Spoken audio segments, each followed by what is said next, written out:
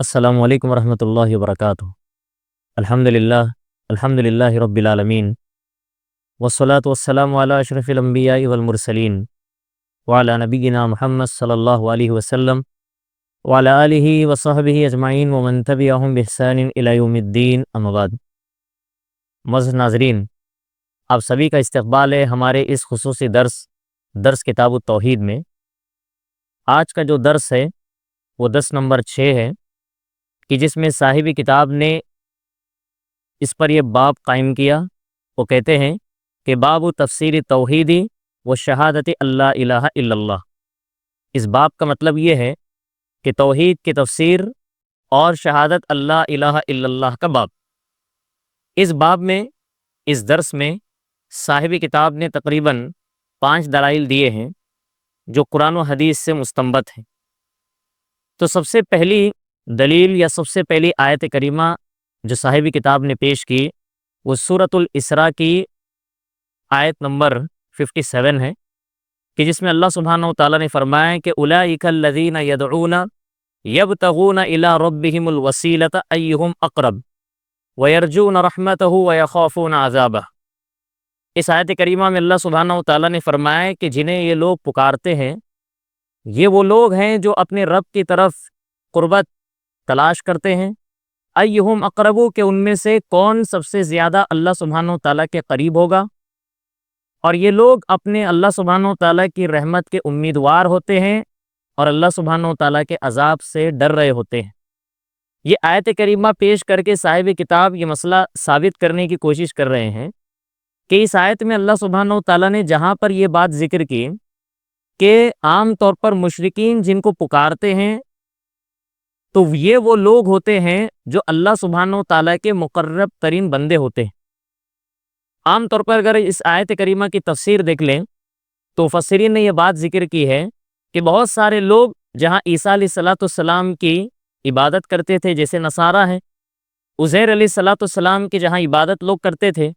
اسی طریقے سے فرشتوں کی جہاں عبادت ہوتی تھی، حتیٰ کہ جنات کی بھی لوگ عبادت کرتے ہیں، تو یہ سارے ایسے ہیں جن کو پکارا جاتا ہے دنیا کے اندر، تو اللہ سبحانہ وتعالیٰ سے یہ خود دعائیں کرتے ہیں، اللہ سبحانہ وتعالیٰ کا یہ خود قرب حاصل کرتے ہیں، اللہ سبحانہ وتعالیٰ کی عبادت کر کے اس کے قریب ہونے کی یہ خود متمنی ہوتے ہیں۔ تو اللہ سبحانہ وتعالیٰ اس آیت میں یہ فرما رہے ہیں کہ دنیا کے اندر جن کو پکارا جاتا ہے، جن کی عبادت کی جاتی ہے، جن کی پرستش کی جاتی ہے، یہ خود ایسے لوگ ہیں جو اللہ سبحانہ وتعالیٰ کے محتاج ہیں۔ یہ خود ایسے لوگ ہیں جو اللہ سبحانہ وتعالیٰ کو پکارتے ہیں، یہ خود ایسے لوگ ہیں جو اللہ سبحانہ وتعالیٰ کی عبادت کرتے ہیں اور ہر ہمیشہ یہی سوچتے ہیں کہ یہ اللہ تعالیٰ کے قریب ہو جائیں۔ آگے اللہ فرما رہے ہیں کہ یرجون رحمتہ، اللہ سبحانہ وتعالیٰ کی رحمت کے یہ امیدوار ہوتے ہیں اور اللہ سبحانہ وتعالیٰ کے عذاب سے یہ خود ڈر رہے ہوتے ہیں۔ تو لہٰذا یہ آیت کریمہ کے اندر ہمیں یہ بات معلوم ہوئی کہ دنیا کے اندر اللہ کے ماں سوا جن کی عبادت کی جاتی ہے، حالانکہ یہ خود اللہ سبحانہ وتعالیٰ کے محتاج ہوتے ہیں۔ تو لہٰذا اللہ سبحانہ وتعالیٰ کی ذات تو وہ ہے جو کسی کا محتاج نہیں ہوتی، اللہ سبحانہ وتعالیٰ خود غنی ہوتے ہیں، بے نیاز ہوتے ہیں۔ تو ایسے موقع پر اللہ سبحانہ وتعالیٰ کی جو مخلوق ہے، یہ مخلوق اللہ سبحانہ وتعالیٰ کی خود، چاہے وہ اللہ سبحانہ وتعالیٰ کی ذات ہو، چاہے اللہ سبحانہ وتعالیٰ کی عطا ہو، اس کے محتاج ہوتے ہیں۔ اب یہاں دیکھیے ایک آیت کریمہ جو میں نے آپ کے سامنے ابھی پیش کی، اس میں جو اللہ سبحانہ وتعالیٰ نے لفظ وسیلہ کا ذکر کیا، تو یہ وسیلے کا جو صحیح معنی اور مفہوم جو صحابہ کرام اور تابعین اعظام اور مفسرین نے ذکر کیا، وہ الوسیلہ کا معنی خود امام قتادہ رحمہ اللہ جیسے بتاتے ہیں کہ اس کا معنی ہے القربہ، کہ اس کا معنی ہوتا ہے کہ تقرب، یعنی یہ ایسے لوگ ہیں، چاہے جتنے بھی نیک لوگ ہوں، چاہے وہ انسانوں کے اندر ہوں، فرشتوں کے اندر ہو، جنات کے اندر ہوں، تو یہ لوگ اللہ سبحانہ وتعالیٰ کے قریب ہوتے ہیں۔ یعنی اس کا مطلب اس آیت کریمہ کے اندر وسیلہ کا مطلب وہ وسیلہ نہیں ہے جو لوگ عام طور پہ وسیلے کا معنی اور مفہوم ذکر کرتے ہیں اس سے، تو لہٰذا اس کا معنی اور مفہوم وسیلے کا قربت ہے، کہ معنی جس کے ہوتے ہیں تقرب کے، اور یہی معنی اس آیت کریمہ کا صحیح ہے۔ پھر اس کے بعد میں اب اس آیت کریمہ کے اندر جو بات ہمیں معلوم ہوئی وہ یہ ہے کہ دیکھیے عام طور پر اس کے اندر لوگ شرک کس طریقے سے کر رہے ہیں۔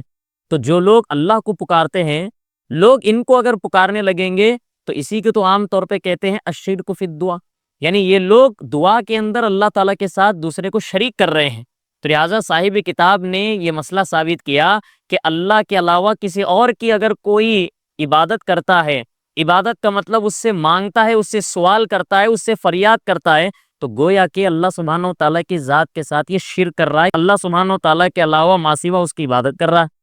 اسی طریقے سے صاحب کتاب نے جو دوسری دلیل پیش کی وہ قرآن مجید کی ایک آیت کریمہ ہے جو سورہ زخرف کی آیت نمبر 26 ہے۔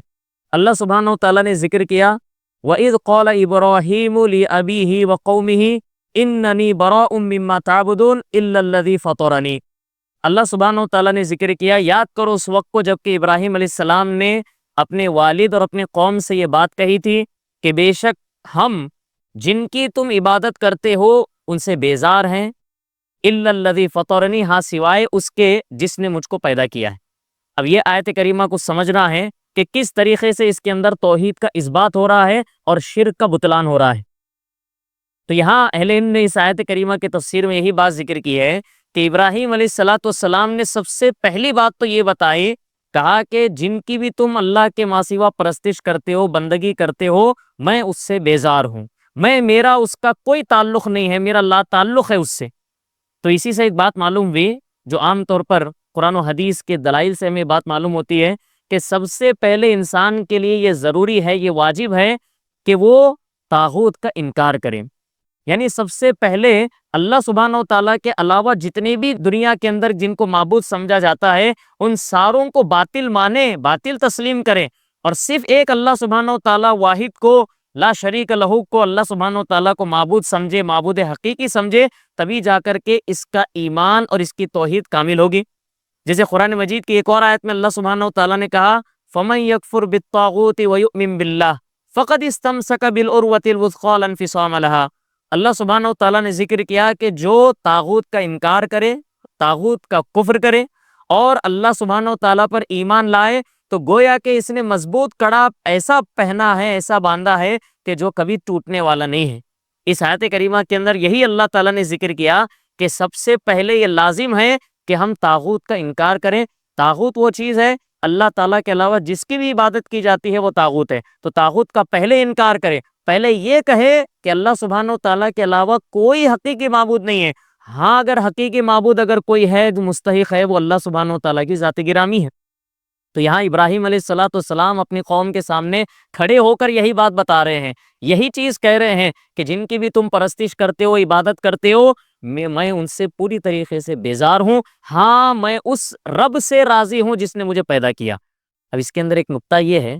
جیسا کہ اہل علم نے بیان کیا کہ یہاں ابراہیم علیہ السلام نے یہ جملہ کیوں نہیں کہا، الا اللہ کہنے کے بجائے ابراہیم علیہ السلام نے یہ لفظ استعمال کیا الا الذی فطرنی، کہ سوائے اس کے جس نے مجھے پیدا کیا۔ یعنی یہ نہیں کہا کہ الا اللہ، سوائے اللہ کے، ایسا بھی تو کہہ سکتے تھے، لیکن آپ نے یہ جملہ اس لیے استعمال کیا الا الذی فطرنی، کہ سوائے اس کے جس نے مجھے پیدا کیا۔ تو اس کا مطلب یہ ہے وہ اصل میں ایک عقلی دلیل بھی دینا چاہ رہے تھے لوگوں کے سامنے کہ دیکھو، یعنی صحیح معنی میں معبود حقیقی وہی ہو سکتا ہے، وہی مستحق ہو سکتا ہے جو لوگوں کی تخلیق کرتا ہے، جو لوگوں کو پیدا کرتا ہے، یعنی جو خالق ہوتا ہے وہی حقیقت میں صحیح معنی میں معبود ہوتا ہے۔ تو اب یہ آپ دیکھیں گے کہ ابراہیم علیہ السلام کے زمانے میں ہو یا کسی بھی زمانے کے اندر ہو، جو بھی مشرکین ہوتے تھے وہ سب کے سب اس بات کو تسلیم کرتے تھے، اور آج بھی مشرکین اس بات کو تسلیم کرتے ہیں کہ صرف اللہ سبحانہ و تعالیٰ ہی اس بات پر قدرت رکھتے ہیں کہ وہ کسی کی تخلیق کرے۔ اب قرآن مجید کی ایسی کئی آیت کریمہ ہیں جس میں اللہ سبحانہ و تعالیٰ نے نبی صلی اللہ علیہ وسلم سے یہ کہا کہ آپ ان مشرکین سے سوال کیجئے۔ سوال کیا ہے؟ جیسے کہ سورۃ العنکبوت کی ایک آیت بطور مثال اللہ سبحانہ و تعالیٰ نے ذکر کیا وَلَئِن سَأَلْتَهُمْ مَنْ خَلَقَ السَّمَاوَاتِ وَالْأَرْضَ وَسَخَّرَ الشَّمْسَ وَالْقَمَرَ، اے نبی علیہ السلام آپ سوال کیجئے، آپ پوچھئے ان سے کہ کس نے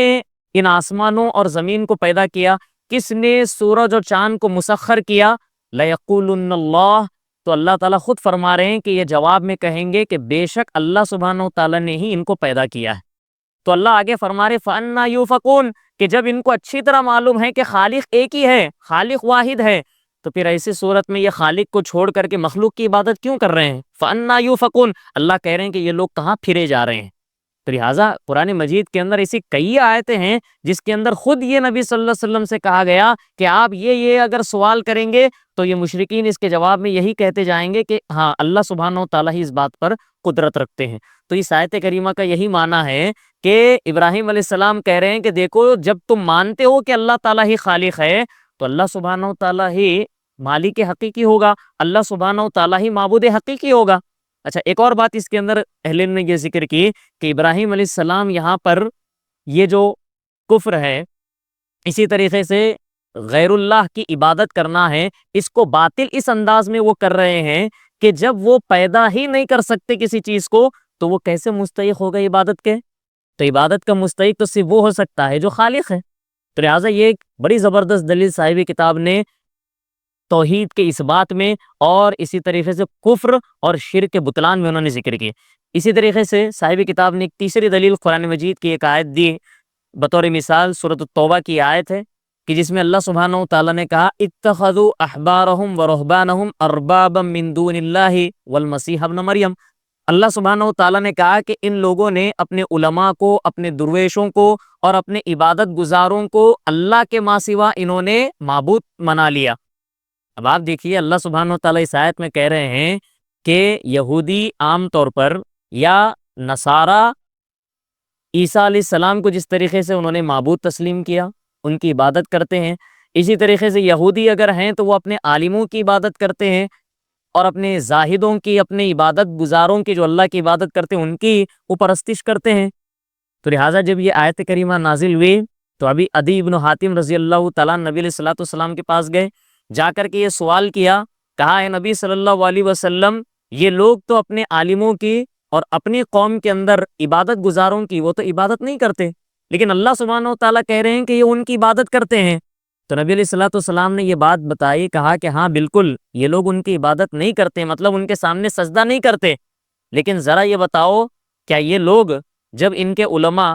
کسی چیز پر فتویٰ دیتے ہیں حلال و حرام کی تو کیا وہ اس بات کو تسلیم کرتے ہیں؟ کسی چیز کو حلال کہتے تو وہ حلال کہتے ہیں، اور کسی چیز کو حرام کہتے ہیں تو کیا یہ لوگ حرام کہتے ہیں؟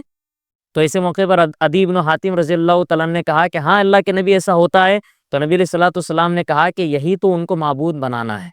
تو معلوم یہ ہوا کہ اگر آج بھی اگر مان لیے امت مسلمہ کے افراد بھی اگر اپنے عالموں کی بغیر کسی بات کو جو قرآن و حدیث کے ہے اس کو تسلیم کر لیں گے تو ایسے موقع پر یہی چیز ہو جائے گی کہ وہ نعوذ باللہ ان کو رب تسلیم کر رہے ہیں، رب بنا رہے ہیں۔ تو ہم جب تک قرآن و حدیث کی بات ہمارے سامنے نہ آ جائے تو ہم کسی عالم کی بات کو تسلیم نہیں کریں گے، کسی عابد اور زاہد کی بات کو تسلیم نہیں کریں گے، تو ہم سب سے پہلے مقدم کریں گے کتاب و سنت کی تعلیمات کو۔ تو لہٰذا ایسے موقع پر اگر علماء کی بات کتاب و سنت کی روشنی میں ہے تبھی چل کر ہم ایسے علماء کی بات کو تسلیم کریں گے، وہ دلائل کو تسلیم کریں گے۔ اسی طریقے سے یہ آیت کریمہ کے اندر جو بات بتلانی ہے وہ یہ ہے کہ دیکھیں یہ شرک کس طریقے سے کیا ان لوگوں نے، یہود و نصارہ نے، کہا کہ ان کی بات مان کر کے، یعنی تو اس کے اندر اس کو کہا جاتا ہے عام طور پہ کہ یہ اطاعت میں شرک ہے۔ تو اطاعت میں بھی یہ شرک اس طریقے سے ہوتا ہے کہ بغیر کسی ثبوت کے کسی بات کو تسلیم کرنا عالم کی، تو اسی کو عام طور پہ شرک کہا جاتا ہے۔ اس کے علاوہ ایک چوتھی دلیل صاحب کتاب نے سورۃ البقرہ کی یہ آیت کریمہ پیش کی جس میں اللہ نے فرمایا وَمِنَ النَّاسِ مَن يَتَّخِذُ مِن دُونِ اللَّهِ أَندَادًا يُحِبُّونَهُمْ كَحُبِّ اللَّهِ وَالَّذِينَ آمَنُوا أَشَدُّ حُبًّا لِلَّهِ۔ اللہ سبحانہ و تعالیٰ نے کہا کہ لوگوں میں سے بعض لوگ ایسے ہیں جو اللہ سبحانہ و تعالیٰ کے علاوہ چند لوگوں کو معبود بنا لیے ہیں۔ یحبونہم، وہ ان سے ایسی محبت کرتے ہیں کحب اللہ، جیسے اللہ سے محبت کی جانی چاہیے۔ تو یہ آیت کریمہ کے اندر یہ بات معلوم ہو رہی ہے، یعنی اس کے اندر خلاصہ یہ ہے کہ عام طور پہ جو شرک ہوتا ہے، جیسے دعا کے اندر شرک ہوتا ہے، ابھی ہم نے آیت کریمہ سنی کہ جس کے اندر اطاعت میں شرک ہوتا ہے، اسی طریقے سے محبت میں بھی شرک ہوتا ہے۔ وہ محبت میں کس طریقے سے شرک ہوتا ہے تو پہلے ہم کو سمجھنی چاہیے کہ محبت کی عام طور پہ قسمیں کتنی ہوتی ہیں۔ تو اہل علم نے تقریباً 3 قسمیں محبت کی بتاتے ہیں۔ ایک محبت کی قسم ہے جو شرک ہے، وہ شرک اس طریقے سے کہ اللہ تعالیٰ کے علاوہ کسی کی جو عبادت کرتا ہے انسان، اس کی محبت کو اپنے دل کے اندر سمو دینا، تو عام طور پہ اسی کو تو شرک کہتے ہیں۔ یہ شرک اکبر ہے۔ اللہ سبحانہ و تعالیٰ سے محبت بھی کر رہا ہے کوئی، اور غیر اللہ کی بھی محبت ساتھ میں ہے اس کے دل میں، تو لہٰذا یہ اللہ تعالیٰ کے ساتھ شرک کر رہا ہے، یہ شرک فی المحبہ ہے۔ اور دوسری قسم اہل علم کہتے ہیں جو کہ محبت مستحب ہے بلکہ مطلوب ہے، وہ چیز کیا ہے؟ تو دوسری قسم یہ ہے جس کو اہل علم کہتے ہیں کہ اللہ سبحانہ و تعالیٰ کے خاطر آپس میں ایک دوسرے سے محبت کرنا، جو کہ مستحب بھی ہے، ثواب کا بھی کام ہے۔ قرآن و حدیث کے اندر بے شمار اس کے فضائل بیان کیے گئے ہیں۔ بطور مثال یہ حدیث ہے جو شیخ الالبانی رحمہ اللہ نے صحیح الجامع کے اندر حسن قرار دیا ہے کہ اہمیت آپ سمجھیے کہ آپس میں ایک دوسرے سے محبت کرنے کی فضیلت کیا ہے، اہمیت کیا ہے۔ نبی علیہ الصلوۃ والسلام نے کہا کہ اسلام کا سب سے مضبوط ترین کڑا اگر کوئی چیز ہے تو یہ ہے کہ تم اللہ کے خاطر کسی سے محبت کرو اور اللہ تعالیٰ کے خاطر کسی سے نفرت کرو۔ تو اللہ کے خاطر محبت کرنا، اللہ کے خاطر نفرت کرنا، یہ اسلام کے مضبوط ترین اعمال میں سے ایک چیز ہے۔ لہٰذا یہ چیز اللہ تعالیٰ کے خاطر ایک دوسرے سے محبت کرنا ہے۔ اور تیسری محبت جس کو عام طور پہ فطری محبت کہتے ہیں، جو کہ جائز محبت ہے، جیسے مثال کے طور پر ایک آدمی، ایک شخص اپنے والدین سے محبت کرتا ہے،